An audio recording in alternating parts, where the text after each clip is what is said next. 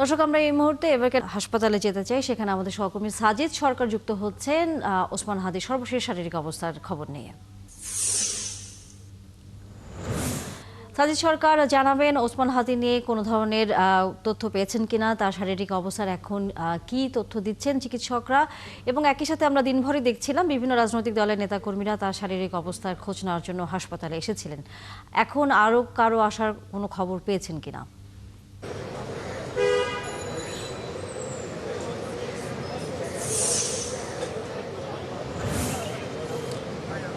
তানি আসলে সর্বশেষ তার শারীরিক অবস্থার কথা যদি বলতে হয়, সেটি হচ্ছে যে গতকাল রাত 11টার পর থেকে 72 ঘন্টার অবজারভেশনে রাখা হয়েছে এবং সেটি কিন্তু আইসিইউতে নিবিড় পরিচর্যা কেন্দ্রে রাখা হয়েছে এবং সেই অবজারভেশনটা আসলে 72 ঘন্টা যাওয়ার পরই কিন্তু চিকিৎসকরা বলতে পারবেন। তবে এখন পর্যন্ত চিকিৎসকদের পক্ষ থেকে এই বিষয়ে আসলে পরিষ্কার করে বলা হয়নি। তবে তারা এই বিষয়গুলো নিয়ে হয়তো 48 ঘন্টা পর একটা ব্রিফিং দিতে পারেন। তবে এর আগে কিন্তু আমরা দেখছিলাম সকাল থেকেই কিন্তু বিভিন্ন রাজনৈতিক দলের নেতাকর্মীরা কিন্তু তাকে দেখার জন্য, খোঁজ খবর নেওয়ার জন্য এসেছিলেন এবং আজকে এসেছিলেন গণ অধিকার পরিষদের নেতৃবৃন্দ, বিশেষ করে গণ অধিকার পরিষদের আহ্বায়ক নুরুল হক নূর। তিনি কিন্তু গণমাধ্যমের সামনে বেশ সোচ্চারিতভাবে কিন্তু কথা বলেছেন এই বিষয়টি নিয়ে, অর্থাৎ এই যে ওসমান হাদির উপর হামলা, এটি কিন্তু শুধুমাত্র তিনি বলছেন যে শুধু হাদিকে কেন্দ্র করে নয়, এই নির্বাচনকে বানচাল করতে এবং প্রায় 50 জনকে তারা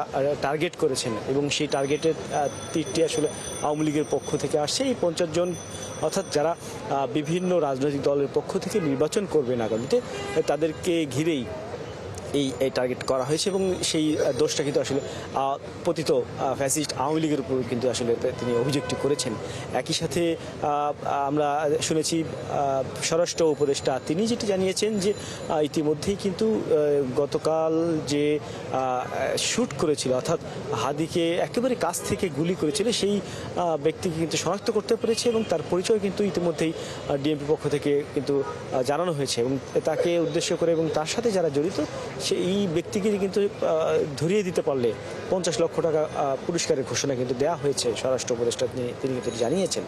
একই সাথে দেশের প্রতিটি যে সীমান্ত এলাকা রয়েছে, সীমান্তবর্তী এলাকা, সেই সমস্ত এলাকা কিন্তু আমরা দেখছি যে নিরাপত্তা জোরদার করা হয়েছে এবং এখান দিয়ে যারাই ঢুকছেন, প্রবেশ করছেন, প্রত্যেকে কিন্তু জিজ্ঞাসাবাদের পাশাপাশি কিন্তু তল্লাশিও করা হচ্ছে। একই সাথে এই পরিস্থিতি রাজধানীর মধ্যেও আমরা দেখছি, কেননা এই ঘটনাটি ঘটার পর থেকে শুধুমাত্র ইনকলাব মঞ্চের পক্ষ থেকেই নয়, বিভিন্ন রাজনৈতিক দলের পক্ষ থেকে কিন্তু আসলে প্রতিবাদের ঝড় উঠেছে। গতকাল রাতেও আমরা দেখেছি যে এই সাজিদ সরকার, ধন্যবাদ। নিশ্চয়ই আমরা ফিরবো আবারও ওসমান হাদির শারীরিক অবস্থার খবর জানবার জন্য আপনার কাছে। দর্শক, সহকর্মী সাজিদ সরকার ছিলেন এতক্ষণ এভারকের হাসপাতালের সামনে থেকে।